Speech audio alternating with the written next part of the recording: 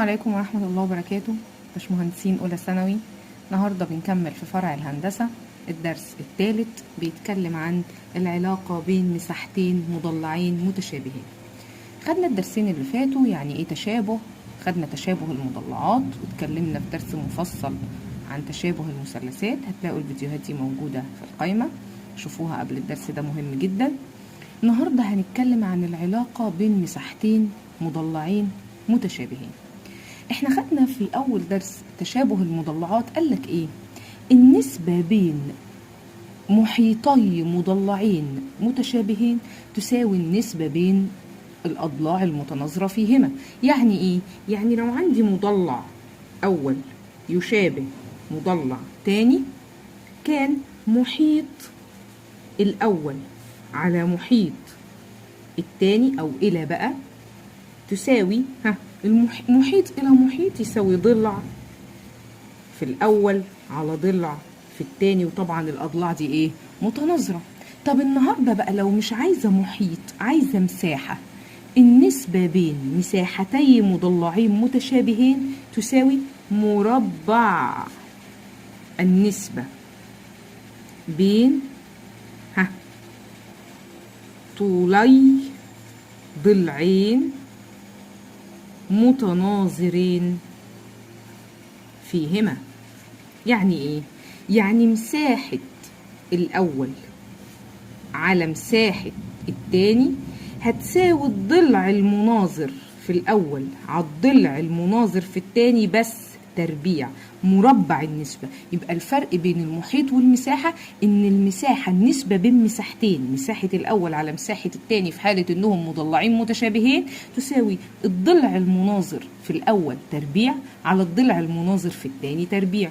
طب ناخد مثال على الكلام ده يوضح لنا أكتر. بيقول لك إذا كان المثلث أ ب ج يشابه المثلث س ص ع، وكان أ ب على س ص ضلعين متناظرين النسبة بينهم 1:3.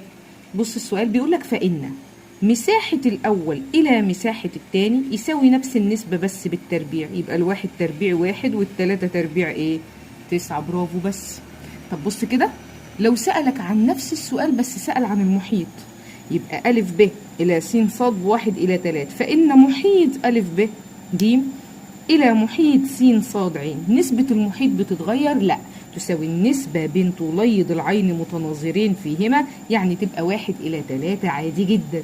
طيب لو جه عكس الكلام وقال لي إذا كانت النسبة بين مساحتي مضلعين متشابهين، كده مديني مين؟ المساحة. نسبة المساحة 4:5، فعايز المحيط. هاخد الجذر، موضوع بسيط خالص. جذر ال4 2 إلى جذر ال5 بجذر 5، ده عدد غير نسبي. يبقى النسبة بين محيطيهما 2:5. النسبة بين طولي ضلعين متناظرين فيهما برضو 2:5. طب تمام، كلام سليم. طب لو جه قال لي في المثال ده كده إذا كان المثلث أ ب ج يشابه المثلث س ص ع، وكان أ ب يساوي 5 س ص. لو نفتكر تناسب تالتة إعدادي كنت بقول لك أنا عايزة أ ب على س ص، كنا بنقول إيه ساعتها؟ برافو، كنت بقول للطلبة بتاعتي دايما بروح ومرجعش فاضي. مرجعش فاضي يعني ايه؟ يعني من هنا أ ب على س ص تساوي 5/1، يبقى 5/1. كلام بسيط. انت بتسألني عن ايه؟ مساحة س ص ع إلى مساحة أ ب ج، هو مش هقلبها مش أكتر، يعني جاب س ص هي اللي على أ ب، تبقى 1/5. برافو. يعني لو رحت من س ص لأ ب ما ترجع، اوعى ترجع فاضي اهو، يبقى تساوي ايه الى ايه؟ ايوه، س ص على أ ب هتساوي روح وما ترجعش فاضي 1/5. طب ادي طولي ضلعين متناظرين، يبقى انا عايز المساحة ربع النسبة بس لانها تساوي مربع. برافو. يبقى 1 تربيع ب1 وال5 تربيع ب5 و20. شكرا، كلام بسيط وسهل ما فيهوش اي حاجة. طيب لو جه قال لي ان المضلعين دول متشابهين والنسبة بين طولي ضلعين متناظرين فيهما 3/4، يبقى هو كده مديني ايه؟ النسبة بين طولي ضلعين متناظرين فيهما 3/4. ماشي. طالب انت ايه بقى؟ بيقولك وكانت ميم يعني مساحة المضلع الصغير 135، عايز مساحة المضلع الكبير. كلام بسيط خالص. مش دي نسبة طولي ضلعين متناظرين؟ طولي ضلعين، يبقى أقول له مساحة الأصغر على مساحة الأكبر تساوي إيه؟ ها، دي نسبة أطوال الأضلاع، يبقى أعمل فيها إيه؟ أربعها، مظبوط، يبقى تساوي 9 على 16. كلام سليم. مديني هو إيه؟ بيقول لك وكانت مساحة المضلع الأصغر، يبقى مديني مساحة المضلع الإيه؟ الأصغر تساوي إيه؟ أحط الأصغر يبقى أحطها قصاد التسعة ولا ال16؟ طبعا قصاد التسعة، تساوي 135. سمي مساحة الأكبر س يا جدع واعمل طرفين في وسطين، يبقى من هنا س هتساوي 16 في 135 على 9. بمنتهى السهولة والبساطة تطلع لي سهلة جدا جدا جدا، ما فيهاش أي حاجة. على 3 يبقى على 3 فيها التلاتة، لا احنا ممكن نخليها على 9 لأن 135 يبقى على 9، على 9 فيها الواحد، على 9 فيها ال15، وبعد كده السين تساوي 16 في 15 يدينا 240 سنتيمتر مربع. يبقى كده جبنا مساحة المضلع الأكبر. موضوع بسيط جدا جدا. تعالى كمل كده شوية أمثلة. بيقول لي إذا كانت النسبة بين مساحتي مثلثين متشابهين هي 4 إلى 9، يبقى كده هو النسبة مديني النسبة بين المساحة. طالب مني إيه يا باشمهندس؟ بيقول لك محيط الأكبر كذا، عايز محيط الأصغر. إلا يعني أنت بتكلمني عن محيطات، يبقى ينفعش النسبة تكون متربعة، يبقى أنا هجيب إيه؟ محيط، برافو، الأصغر على محيط الأكبر يساوي إيه يا باشمهندسين؟ النسبة اللي عندي، لا اخد الجذر بقى، جذر الأربعة 2 وجذر التسعة 3. كلام سليم. طب هو مديني مين؟ مديني محيط الأكبر، يبقى أحطها قصاد التلاتة ولا قصاد الاتنين؟ قصاد التلاتة طبعا 90. ومحيط الأصغر افرضه س طرفين برضو في وسطين، إذا محيط الأصغر اللي أنت طالبه يا باشمهندس هيساوي 2 في 90 على 3. 3 فيها الواحد، 3 فيها 30، يبقى الناتج عندي 60 سنتيمتر، وتبقى دي المضلع جبنا مساحته وجبنا قصدي محيطه. تمام تمام يا باشمهندس. طيب أمثلة بالتدريج كده بنلين المخ مع بعض. كمل. بص المثال ده كده بيقول لك مضلعان متشابهان، النسبة بين محيطيهما 3 إلى 2. نسبة بين إيه؟ محيطيهما 3 إلى 2، ومجموع مساحتيهما 130. طب ما تيجي نكتب الكلام. مدي محيطات ومدي مجموع مساحات، يبقى أنا عايزة نسبة مساحات بقى، طالما اداني مجموع إيه؟ مساحات، يبقى أجيب مساحة الأول إلى مساحة التاني. مساحة الأول هنربع ده ولا لأ؟ التلاتة تبقى 9، الاتنين تبقى 4. نسبة وتناسب تالتة إعدادي يا باشمهندسين. هاجي قايل إلى الإيه؟ المجموع. برافو. اجمع 9 و4 13. واقرا المسألة تاني كده. بيقول لك مجموع مساحتيهم، اكتب تحت المجموع كام؟ 130. برافو. اوجد مساحة كل منهم عادي جدا. سمي الأول س وسمي التاني ص. عايز مساحة الأولاني أهو، يبقى م واحد تساوي طرفين في وسطين، يبقى 9 في 130 على 13 فيها الواحد فيها العشرة، يبقى مساحة الأول 9 في 10 ب90 سنتيمتر مربع. بسيطة جدا جدا. طيب مساحة التاني يلا اللي هو مين؟ صاد. اعمل ايه؟ برضو طرفين في وسطين، اضرب دي في دي واقسم على اللي قصاد المجهول، يبقى 4 في 130 على 13 فيها الواحد فيها العشرة، يبقى 4 في 10 ب40 سنتيمتر ايه؟ مربع. وبس. موضوع بسيط جدا جدا، فكرة الدرس في منتهى البساطة والسهولة.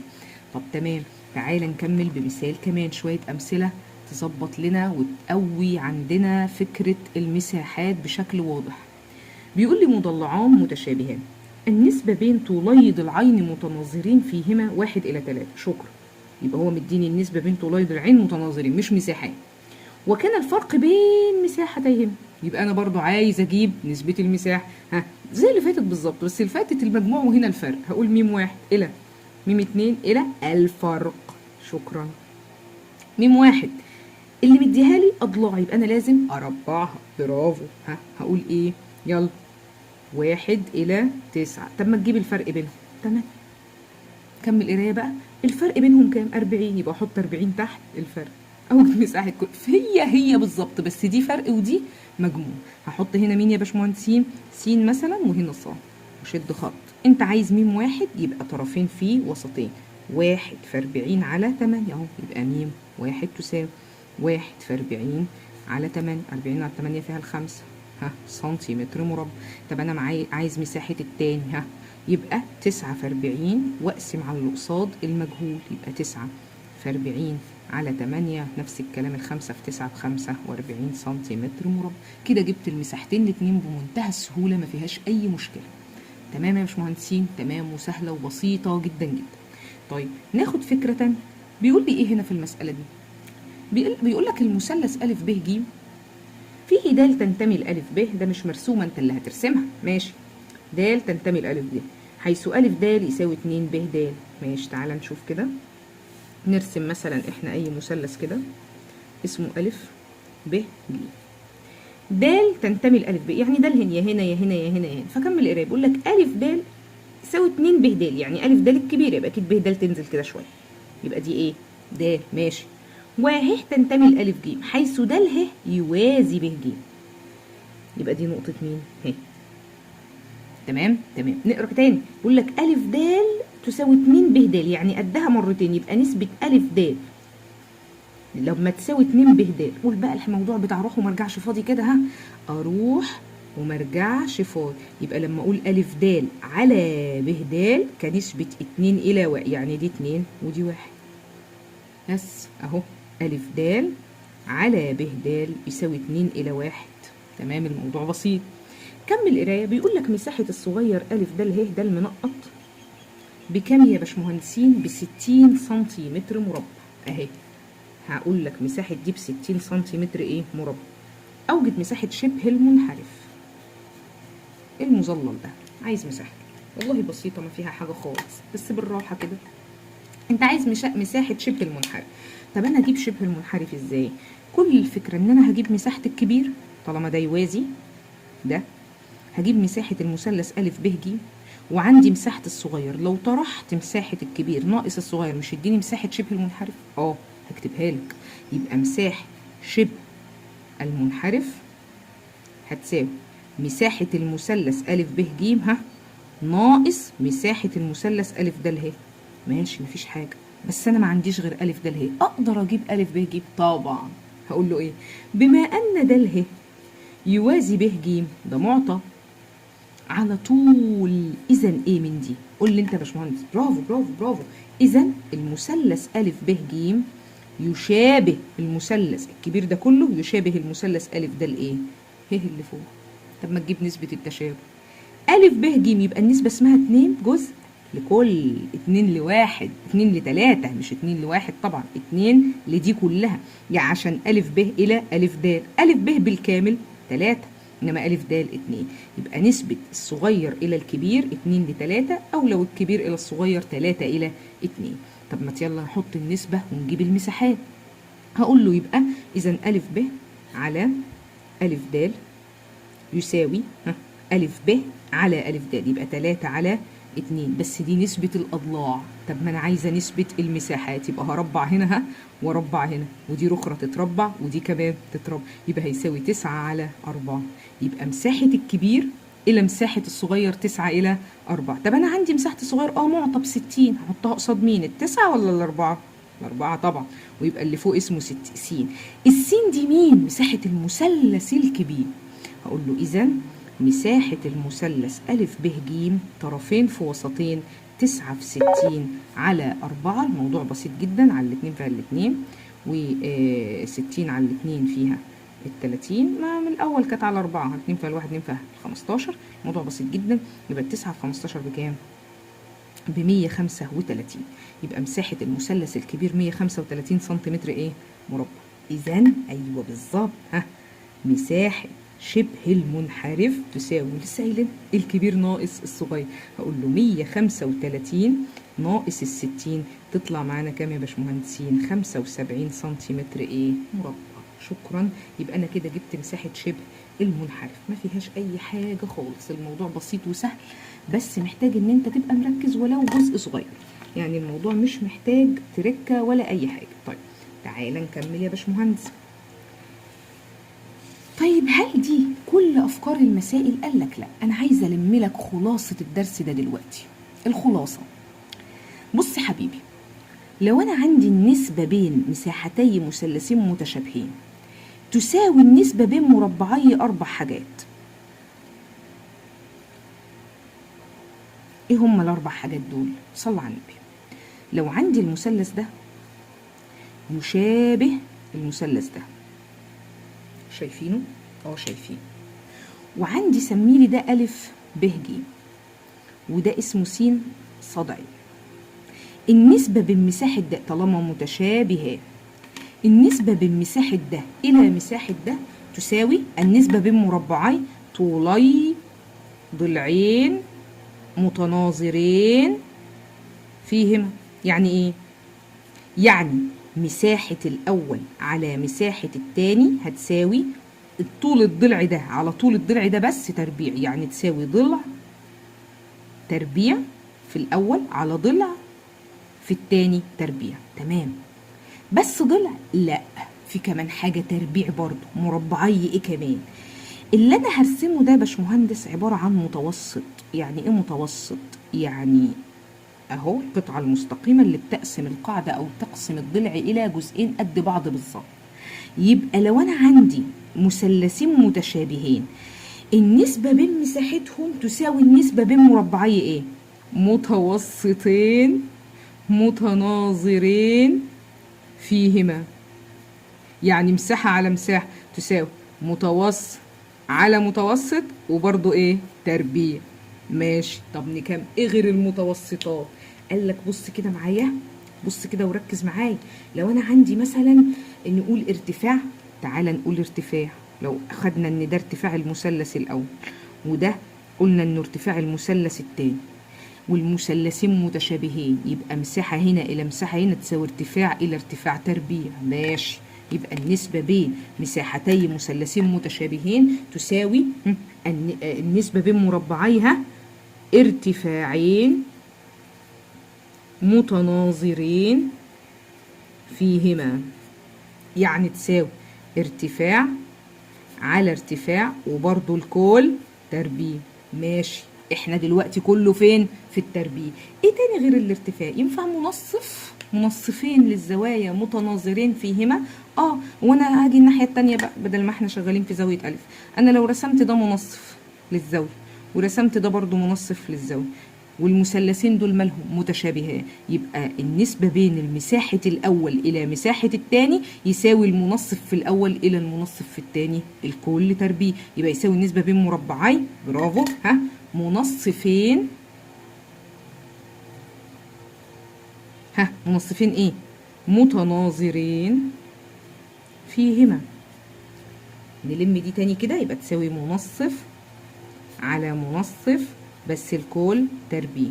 يبقى امتى المساحة في مثلث تساوي مربع المساحة في التاني؟ هم 4 حاجات تربيع. عندما يكون هناك مثلثان متشابهان في 4 حاجات تربيع. ايه ال4 حاجات دول يا باشمهندسين؟ النسبة بين مساحة الأول إلى مساحة التاني، يبقى طول الضلع هنا إلى طول الضلع هنا تربيع، يبقى مساحة على مساحة يساوي ضلع تربيع على ضلع تربيع.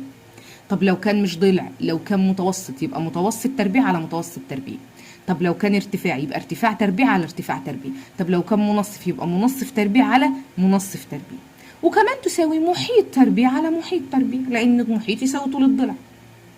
نسب المحيط يساوي نسب أطوال الأضلاع فقط عند التشابه طبعا.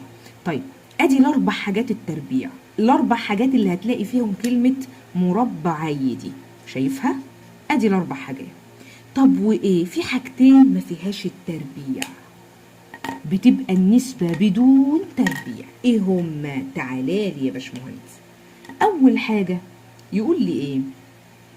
لو انا عندي مثلثين اهو، ادي واحد مثلا وادي الاخر، خلينا نرسمهم كده الاول، وقال لك مشتركان في قاعدة واحد. تعالالي كده، ادي المثلث أ ب ج وادي المثلث د ب ج. ايه اللي مشترك فيهم؟ قول لي انت يا باشمهندس. القاعده اسمها ايه؟ ب ج، مشتركه، موجوده في أ ب ج وموجوده في د ب ج. وقال لي المثلثين دول مالهم؟ متشابهين. يبقى النسبه بين مساحه الاول على مساحه الثاني هتساوي ارتفاع الاول الى ارتفاع الثاني وبدون تربيع. يبقى هتساوي عين في الاول على عين في التاني بدون تربيع. يبقى هكتبها له ازاي؟ هقول له لا، ده تساوي النسبة بين مساحتي مثلثين متشابهين مشتركان في قاعدة واحدة تساوي ايه يا عسل؟ برافو، تساوي النسبة بين مش مربعي بقى، ارتفاعين متناظرين فيهما. والعكس، تعالى على العكس كده، هنا من غير تربيع اهو، انا عايزه هنا مثلثين متشابهين بس مشتركين في الارتفاع، شكلهم ايه دول؟ عاملين كده مثلا،